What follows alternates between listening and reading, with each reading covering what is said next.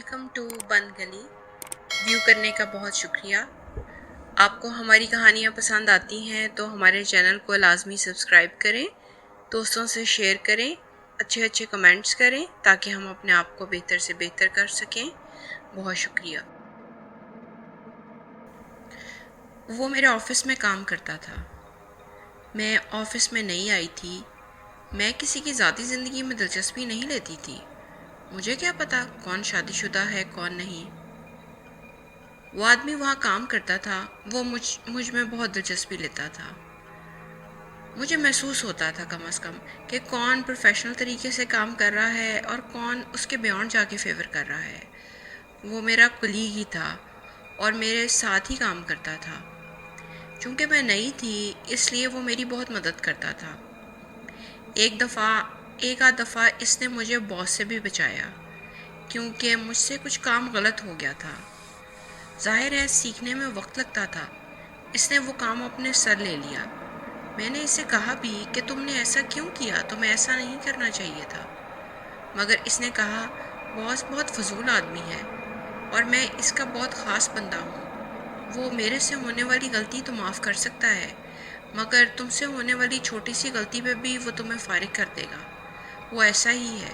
उसने तुमसे आने वाली पहली एक दो लड़कियों को छोटी छोटी गलतियों पे फारिग कर दिया, यानी कि नौकरी से निकाल दिया। और वो सब कुछ बिला वजह था।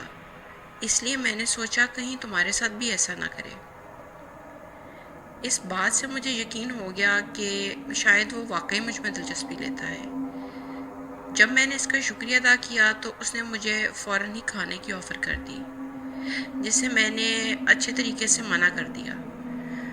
दिन गुजरते गए और वो इसी तरह मेहरबानियाँ करता गया, या दूसरे लफ्ज़ों में काम में मेरी मदद करता गया। हमारी अच्छी दोस्ती हो गई जो प्रोफेशनल लाइफ से बढ़कर थी। हम अक्सर बाहर भी मिलते और ऑफिस आवर्स के बाद इधर उधर जाके खाना भी खाते। मैं अभी तक नहीं जानती थी कि इसकी ज़ाती ज़िंदगी में क्या स्टेटस है। मैं तो शादीशुदा नहीं थी, मगर मुझे उस दिन पता लगा जब एक रात हम देर तक बाहर थे और वो कुछ अजीब बेचैनी में था। मैंने उससे बहुत बार पूछा कि कोई मसला है तो तुम मुझसे डिस्कस कर सकते हो, मगर इसने इनकार कर दिया। हम बैठे हुए थे, अचानक पता नहीं कहाँ से एक बहुत ही हसीन और जमील औरत नमूदार हो गई। बिल्कुल वो नमूदार ही हुई थी क्योंकि मुझे वो कहीं से आती हुई नज़र नहीं आई थी। मेरा कुलीग घबरा गया। मुझे बहुत अचंभा हुआ। घबरा तो मैं भी गई थी, मगर इसका घबराना बिल्कुल नॉर्मल नहीं था। इस औरत ने जिन नज़रों से मुझे देखा, मैं भांप गई। ये औरत इसकी जानने वाली है, या तो इसकी गर्लफ्रेंड है या इसकी बीवी। मेरा अंदाज़ा दुरुस्त निकला, वो इसकी बीवी थी। अब वो इसको कोई बात समझा रहा था। वो जो भी बातें कर रहे थे मुझे कुछ समझ नहीं आ रही थी। ऐसे जैसे मेरा दिमाग मायूस सा हो गया। मुझे ऐसा महसूस हो रहा था जैसे मेरे कंधों पे वज़न है और वो वज़न बढ़ता गया। ऐसा लगा जैसे कोई बहुत वज़नी आदमी मेरे कंधों पे आके बैठ गया है। मैंने वहाँ से उठने की कोशिश की, मगर उसने मुझे दबा के बिठा दिया। वो दोनों मेरी तरफ मुतवज्जा भी नहीं थे, मगर मुझे लग रहा था कि मेरे ऊपर वज़न बढ़ता जा रहा है। वज़न इतना ज़्यादा हो गया कि मैं कुर्सी से गिर गई। कुर्सी से गिरते वक्त मेरा सर ज़मीन से ज़ोर से लगा और मेरी आंखों के आगे अंधेरा आ गया। अब मुझे कुछ होश नहीं थी। मुझे होश आया तो मैं अपने कमरे में थी। वो शख्स मेरे पास बैठा था और हालत ऐसी थी जैसे पता नहीं कोई भूत देख लिया हो। मैंने बोलना चाहा, मगर मेरी ज़बान बंद थी। इसने कहना शुरू किया तो मेरी आंखें फटती गईं। इसने कहा, हाँ वो मेरी बीवी है, मगर वो एक चुड़ैल है। मैं इस बात को नहीं जानता था। अब मैं इस बात को जान चुका हूँ। अब उससे मैं जान छुड़ाना चाहता हूँ, मगर वो छोड़ती नहीं। میں اس کے ساتھ نہیں رہتا، مگر جب بھی اس کی جگہ کسی کو لانے کا پلان کرتا ہوں تو وہ اسی طرح وارد ہو جاتی ہے۔ وہ تقریباً روتے ہوئے اپنی کہانی سنا رہا تھا۔ مجھے لگا وچ کا مطلب ہے کہ وہ بری عورت ہے، یا مزاج کی گرم ہے، یا دونوں کے مزاج نہیں ملتے، یا وہ دونوں ایک ساتھ رہنا پسند نہیں کرتے۔ ایسا ہو جاتا ہے۔ میں نے بولنے کی کوشش کی مگر زبان بند۔ میں بے بسی سے میرے آنسو نکلنے لگے۔ اس نے سمجھا کہ شاید میں اس کی کہانی سن کے رو رہی ہوں، مگر ایسا نہیں تھا۔ میں تو اپنی بے بسی پہ رو رہی تھی۔ اس نے بتایا اسے نہیں پتا تھا کہ وہ ایک وچ ہے۔ ایسے اکیلی زندگی گزارنے سے تو بہتر ہے کہ وہ مر جائے۔ ایسا تو میں اپنے ساتھ دوسروں کو بھی نقصان پہنچاتا رہوں گا۔ یہ باتیں وہ کر رہا تھا۔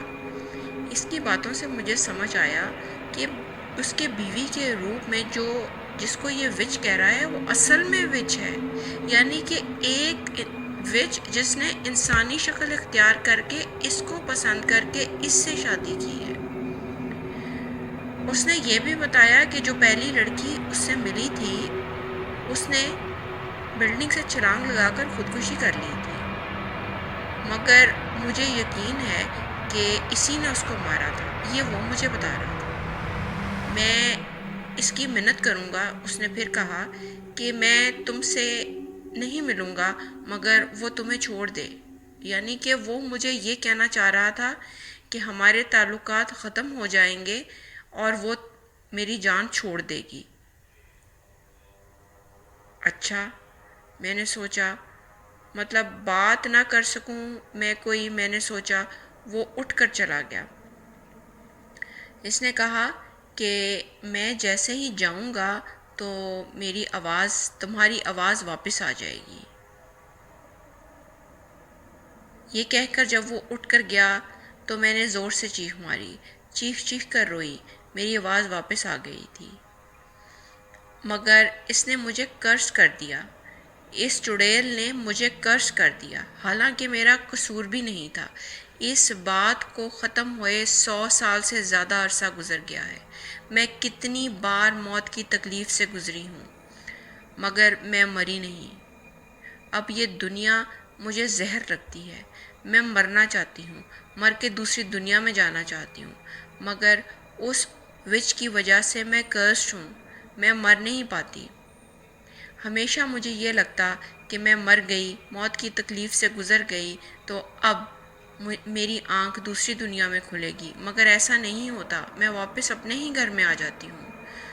ان 100 سالوں میں 50 سے زیادہ دفعہ مری ہوں، اور میں اس دنیا سے مکمل طور پہ تنگ آ گئی ہوں۔ میں تو جانتی بھی نہیں تھی کہ وہ شادی شدہ ہے۔ میں تو یہ نہیں جانتی تھی کہ وہ شادی شدہ ہے، تو یہ میں کیسے جان سکتی تھی کہ اس کی بیوی ایک چڑیل ہے؟ مجھے نہیں پتا تھا۔ اگر مجھے یہ بھی پتا ہوتا کہ وہ شادی شدہ ہے تو شاید میں اس سے مراسم نہ بڑھاتی، مگر میرا اس میں کوئی قصور نہیں ہے۔ اب میں اس زندگی سے چھٹکارا کیسے حاصل کروں؟ میں آپ کو یہ کہانی اس لیے سنا رہی ہوں کہ آپ مجھے کوئی مشورہ دیں، میں کیسے مروں؟ اور یاد رکھیے، مجھے یہ مت کہنا کہ میں خودکشی کر لوں، کیونکہ میں نے 2-3 دفعہ خودکشی کرنے کی بھی کوشش کی، اس کا بھی نتیجہ یہی، تکلیف سے میں گزرتی، موت کی تکلیف سے گزرتی، مگر واپس اسی دنیا میں آ جاتی ہوں۔ ایک دفعہ میں نے پروفیشنل قاتل بھی ہائر کیا تاکہ وہ مجھے قتل کر دے، شاید کسی کے قتل کرنے سے میں مر جاؤں، مگر میں تب بھی گولی لگنے کی تکلیف سے گزری اور پھر واپس اس دنیا میں آ گئی۔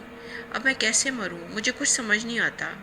میں اس چیز کا حل چاہتی ہوں۔ آپ مجھے کوئی حل بتائیں تاکہ میری جان چھوٹ جائے۔ ہر دفعہ مرنے کی تکلیف، پکڑ دھکڑ، اور اس کے بعد نتیجہ یہ میں واپس اسی دنیا میں واپس۔ اب تو مجھے دنیا کے لوگ بھی پسند نہیں آتے، مجھے زہر لگتے ہیں سب، اور میری زندگی کا کوئی مقصد ہی نہیں ہے۔ میں اپنی زندگی گزار چکی ہوں، مجھے اور زندگی نہیں چاہیے۔ میں مرنا چاہتی ہوں۔